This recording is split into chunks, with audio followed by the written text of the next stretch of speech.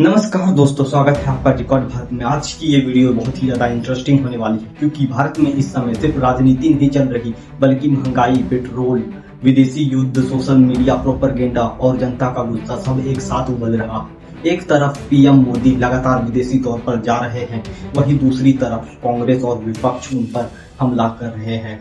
कहीं ट्वीट पर मोदी के पुतले जलाए जा रहे हैं तो कहीं पेट्रोल 100 के पार पहुंच चुका। अब सबसे बड़ा सवाल, क्या ईरान इजराइल युद्ध का असर अब सीधे भारत पर पड़ रहा है? आज हम मुद्दे को प्रूफ और फैक्ट के साथ रिकॉर्ड करेंगे, तो वीडियो को अंत तक जरूर देखना क्योंकि आखिर में मैं आपको बताऊंगा कि आने वाले महीने भारत में क्या बड़ा बदलाव हो सकता है। सबसे पहले बात करते हैं उस मुद्दे की जो अभी सोशल मीडिया पर आग की तरह फैल रहा है। कांग्रेस ने ट्वीट पर पोस्ट किया कि पीएम मोदी का मन विदेश में लगता है। इसके साथ एक वीडियो भी शेयर किया गया है जिसमें मोदी जी विदेश यात्रा पर जाते दिख रहे हैं और दूसरी तरफ बीजेपी सांसद रवि किशन का बयान दिखा। अब सवाल उठता है, क्या सच में जनता के मुद्दे के बीच विदेशी दौरे सही है?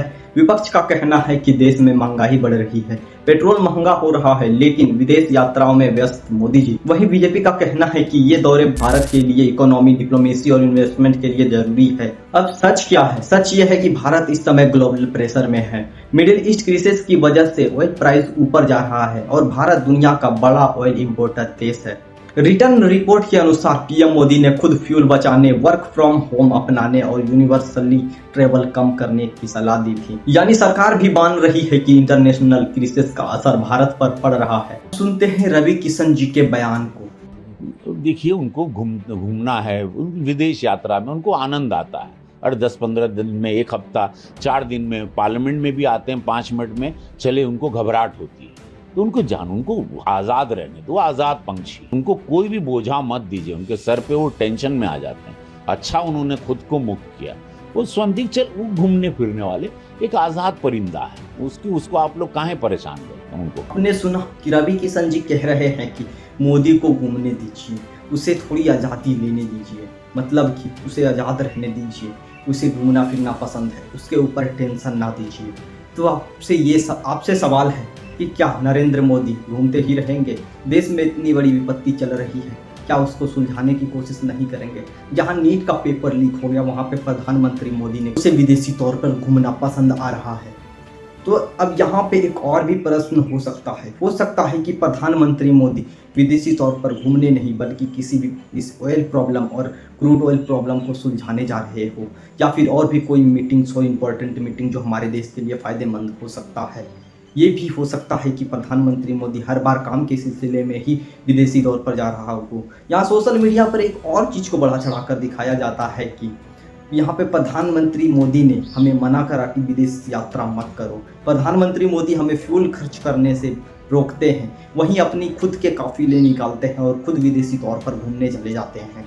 तो प्रधानमंत्री मोदी विदेशी तौर पर ऐसे घूमने नहीं जाते हैं बल्कि उसे काम रहता है। अगर आपको कहीं काम हो, अगर आपको गोवा में काम हो, आप वहाँ जाओगे तो वहाँ पे आप थोड़े बहुत इंटरटेनमेंट जरूर करोगे। सेम प्रधानमंत्री मोदी भी सेम यही कर रहे हैं।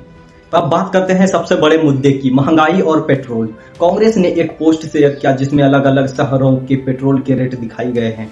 सच कहें तो कई शहरों में पेट्रोल 100 रुपए के ऊपर जा चुका है। रिटर्न की रिपोर्ट के मुताबिक सिर्फ इस महीने में भारत में पेट्रोल डीजल की कीमत लगभग 5 रुपए से ज्यादा बढ़ चुकी है। क्या कारण है? कारण है दोस्तों, ईरान इजराइल कॉन्फ्लिक्ट।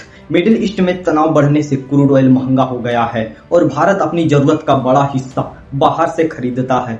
अब असर क्या होगा? ट्रांसपोर्ट महंगा होगा, सब्जी महंगी होगी, ऑनलाइन डिलीवरी महंगी होगी और यही नहीं दोस्तों, टैक्सी के किराए भी बढ़ेंगे, डेली लाइफ एक्सपेंसिव हो जाएगी। यानी सीधा असर आम आदमी की जेब पर पड़ेगा।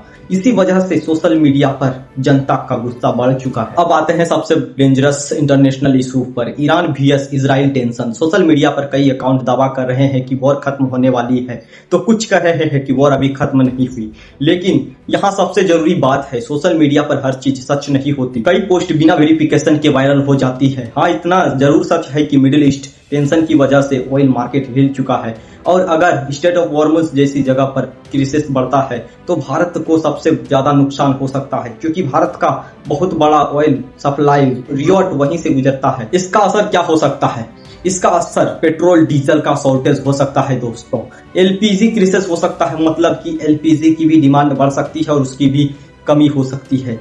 महंगाई बढ़ सकती है दोस्तों, और डॉलर के मुकाबले इंडियन पैसा वीक हो सकता है, मतलब कि डॉलर की प्राइस एक बार और बढ़ेगी। और यही वजह है कि सरकार फुल्ली कन्वर्सेशन की बात कर रही है। अब बात करते हैं उस वायरल पोस्ट की जिसमें दावा किया गया है कि जेन जी यूथ पीएम मोदी और बीजेपी के खिलाफ प्रोटेस्ट कर रहे हैं।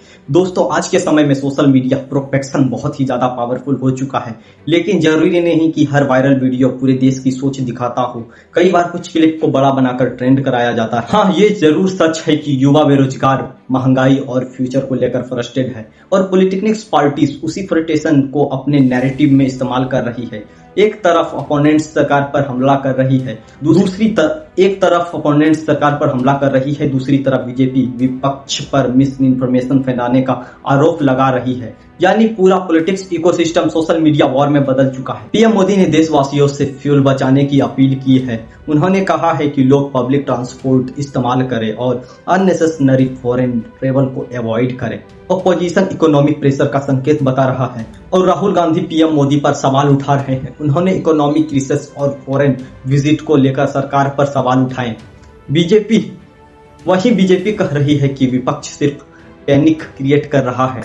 एक्सपर्ट का कहना है कि अगर मिडिल ईस्ट कॉन्फ्लिक्ट बढ़ता है तो आने वाले महीनों में इंडियन इन्फ्लेशन और भी बढ़ सकती है। यानी आने वाले समय में इकोनॉमी के लिए आसान नहीं दिख रहा है। अब सबसे बड़ा सवाल, क्या भारत संकट में?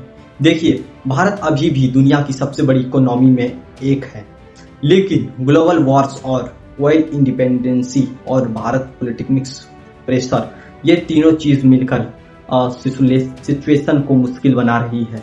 और यही वजह है कि अभी सोशल मीडिया पर पॉलिटिकल हेटर्स दिखाई दे रहे हैं। लेकिन दोस्तों, आपको हर वायरल पोस्ट पर भरोसा नहीं करना चाहिए। फैक्ट चेक करना जरूरी है, क्योंकि आज के समय में नैरेटिव भी एक वेपन बन चुका है। आपका क्या मानना है कि विपक्ष सही सवाल उठा रहा है या सरकार ग्लोबल क्राइसिस से लड़ रही है? कमेंट्स करके जरूर बताइएगा। अगर आपको ये वीडियो पसंद आई तो वीडियो को लाइक कीजिएगा और चैनल को भी सब्सक्राइब कर लीजिएगा, और बेल आइकन को भी दबा दीजिएगा, ताकि आपको ऐसी ही डिकोडेड और फैक्चुअल्स वीडियोस आपको मिलती रहे।